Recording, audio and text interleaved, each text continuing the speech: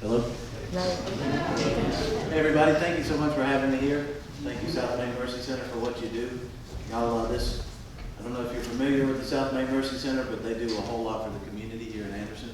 And I know I, for one, really appreciate what you guys do for people. If it wasn't for places like this, I'd be in a lot of trouble. Thank you. Well, hey y'all, my name is David. I'm an alcoholic and a drug addict of the hopeless variety.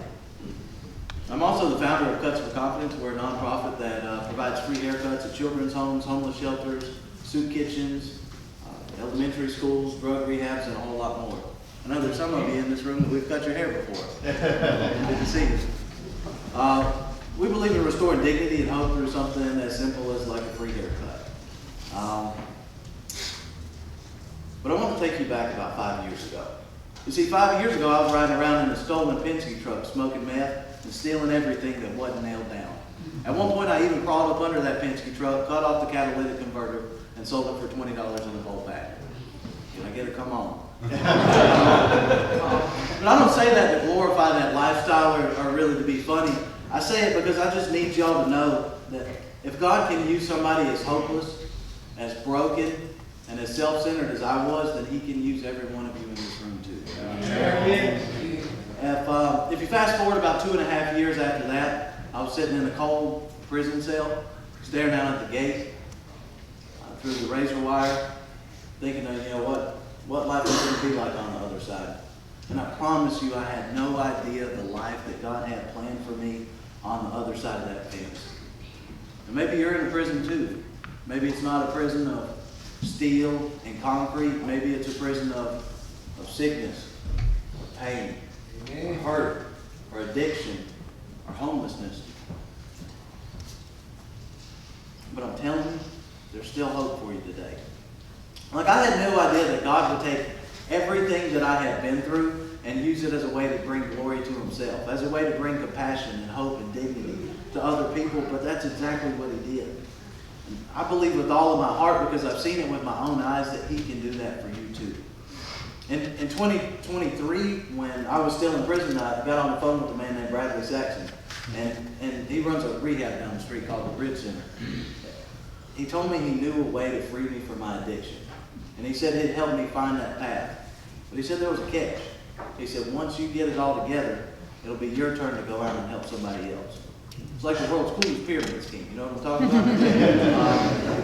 But like that promise changed everything. From there, I began to say yes. First, I said yes to going to rehab. Then I said yes to getting a job that I really didn't want. And then one day, somebody asked if I'd be willing to go cut hair at a homeless shelter on one of my days off. And that yes led to another and another and another. And now here we are, thousands of free haircuts later, across 9 different states, coast to coast. But it didn't start with some big dream or some perfect plan. It all started with surrender. It started with me finally laying down my plans and my ideas for how I wanted my life to go. And I'm just turning it over to the care of God as I understood Him at the time. It started with somebody who had been through what I had been through and believed in me because they knew there was a better way. Or somebody who said, look, when you get better, turn around and help the next guy out. That's what my life is all about. That's what Cuts for Confidence is all about. It's not just about haircuts. It's about dignity. It's about offering second chances.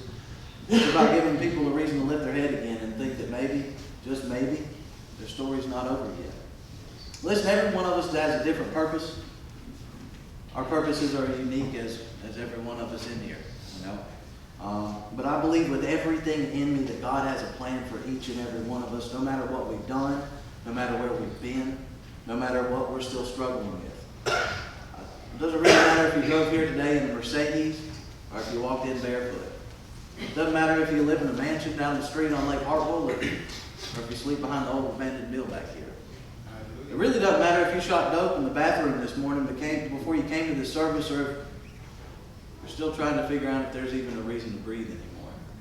I'm standing here to tell you, as somebody who's never had it together in my life before, somebody who got it wrong over and over and over again, that God still had a plan for me. And I promise you, He's got one for you too. Now, I'm not up here trying to tell you all this because I think I'm better than anybody. or anything like that. I'm here because somebody helped me and they dared me to go help somebody else when I got better. I want to dare you to do the same thing today. Say yes. Say yes to getting honest. Say yes to taking the next step towards helping somebody else, whatever that step might be for you today. Say yes to letting God in. We never know what God can do. Just a simple yes. Y'all, I've invited Russell up here to speak today, tell us a little bit about his story. Russell is one of our volunteers with Touch for Confidence, but he also graduated the Bridge Center just like I did.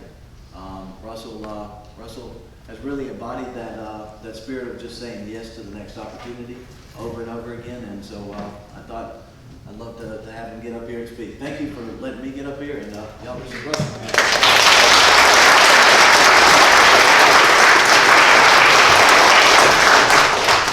How y'all doing this morning? I just want to come and share a little testimony about the goodness of God and what He's been able to do in my life. My story is a lot like David's. Hopeless, broken drug addict. Didn't know what to do with my life or if I ever had any purpose. I came from a childhood that was very prevalent with drugs. I was born to a 13-year-old mother. She was molested by her stepfather. I can remember my first traumatic experience. I also had a sibling that she drowned on a family outing at the age of 2 years old. And I just didn't have a lot of supervision as a child. I grew up in what you would refer to these days as a trap house. It's a place where people hung out and did drugs. It all seemed very common to me all throughout my life, like I didn't really know there was a different way. At 11 years old, being an unsupervised child that I was, I shot somebody in the neck with a pellet gun, and I was sentenced to the Department of Juvenile Justice not to exceed my 21st birthday. I stayed in the system until I was 22 years old. At that time, I learned all the wrong ways to live. I became consumed with anger and hate, and I had turned away from God. I had all these misconceptions about how such a powerful God could allow me to go through all these things. And I walked around with this God-sized hole that I tried to fill with everything but God. The drugs, the women, the clothes, the money, just looking for my purpose, and I was unable to find it. And God directed my steps to the Bridge Center, and He put me around men like David Kimbrell and Bradley Saxon, and a group of my brothers that are here today. And it seems that brokenness has begun healing.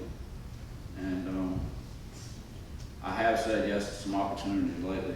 David did a meeting about saying yes to opportunities, and I've gotten involved with Cuts for Confidence. I've been, to the Lot Project to cut hair last week, and before that I was at New Foundation Children's Home. And I'm just standing here mind blown at the way God has begun to use me today. I know that my purpose today is to fit myself to be of maximum service to Him and the people around me. And I just want to attest to the power of prayer and how affirmative prayers release powers by which positive results are accomplished. I also, I just want to encourage you to pray, to picture these things, and they will actualize in your life. Luke 17:21 says, "The kingdom of God is within you. He is the power that can sustain us through all our trials and tribulations." There was times I'd pray for the easy road, but God would give me a mountain to climb. And on the other side, I would find some strength. It's where I found my hope. It's informing us that God, our Creator, has laid our minds and personalities all the potential powers needed for constructive living. Tap into those powers. Prayer works. If you don't believe in the way that prayer works, you can come talk to me and I'll be glad to share it with you how prayer has worked in my life. In Isaiah 40:31 it says, "But they that wait upon the Lord shall renew their strength, and they shall mount up with wings as eagles. They shall run and not be weary, and they shall walk and not be faint."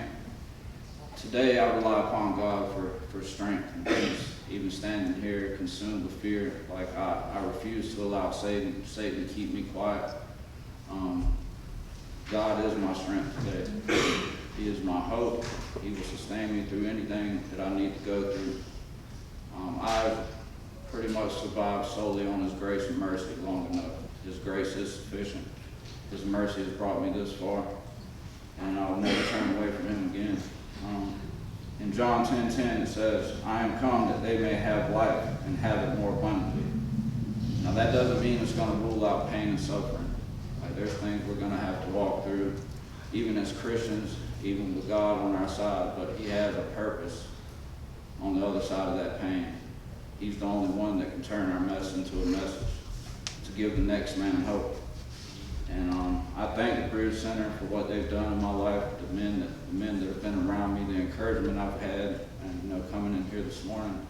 Just to be around such guys has been an inspiration to me, and I'm inspired to do the same for the next man, to carry this message, to carry on how God's worked in my life and how He's given me purpose today.